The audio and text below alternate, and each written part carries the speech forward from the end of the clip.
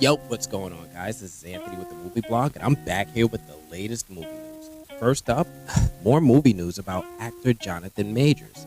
Now, Jonathan Majors has been in the news a lot lately, with the more recent news being for all the wrong reasons. You know, Jonathan Majors was arrested in New York City for allegations of domestic violence over the past weekend, and the NYPD arrested Majors after a 911 call was placed after an incident that allegedly occurred inside of a vehicle.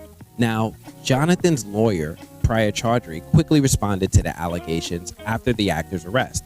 His lawyer stated that the actor has evidence proving his innocence that includes witness testimony from at least 2 witnesses, video evidence recorded within the car, and written statements from the alleged victim recanting the allegations.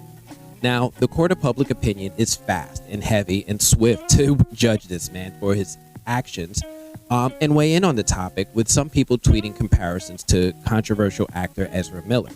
Others made a decision to wait and see for more information to be released first before just judging someone. More and more of what is being released is seemingly changing the narrative and the perspective of the situation. Maybe it might even clear the actor of any wrongdoing, but still, let's wait for more information to come out.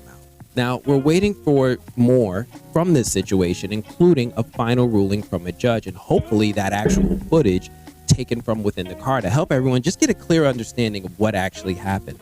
So far, the actor hasn't made any statements about the situation, and we're learning that there have been some text messages between Jonathan Majors and the woman since that arrest. The text messages between the actor and the woman are now being released online for everyone to see, and the communication between the two is extremely interesting, with the woman stating that this was not an attack and they do not have her blessing on any charges. And also that the origin of the 911 call was to do with her collapsing and passing out, and his worry as her partner due to the communication prior. So there have been statements before that Jonathan was the one that called 911, but again, it's really hard to tell what's actually happened, especially because none of us were there, but we are going to get more information about this as time continues. I'll be sure to comment and share more information as soon as it's released. Moving right along. Woo! Superman. James Gunn is almost ready to start casting Superman.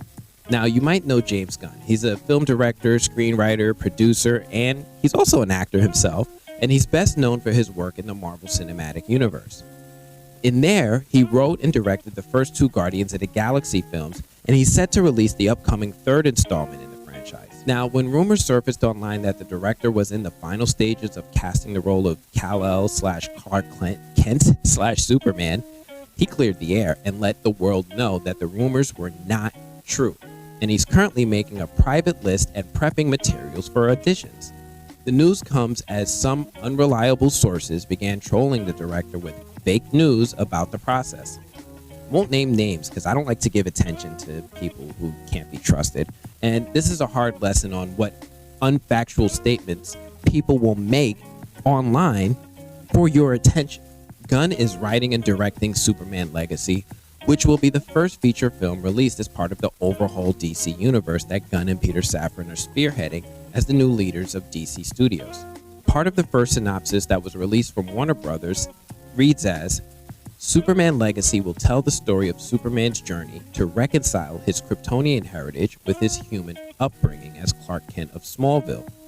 He's the embodiment of truth, justice, and the American way, guided by human kindness in a world that sees kindness as old-fashioned. Gunn also tweeted, casting is almost always the case with me, will happen after the script is finished or close to finished. And it isn't. We'll announce a few things in not too long, but the casting of Superman won't be one of them. So basically, it's just more of a wait and see. And again, a hard lesson on trusting, untrustworthy news sources on the internet. Superman Legacy is scheduled to open in theaters on July 11, 2025 from Warner Brothers Pictures. Moving right along, let's hop on into some Star Wars news.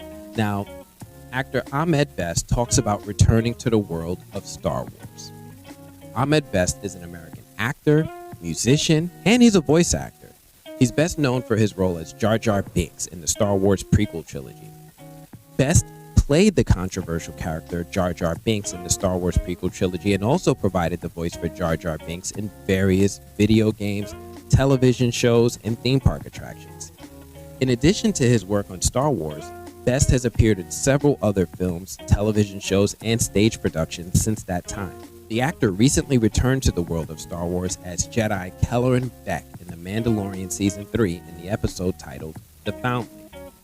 In this episode, we see how the character Grogu survived the evil Emperor's Order 66. As clone troopers attacked the Jedi Temple on Coruscant, Jedi Knights and Padawans protected Grogu as he escaped. As he took an elevator down to his ship, he was met by Kelleran Beck, known as the Sabered Hand.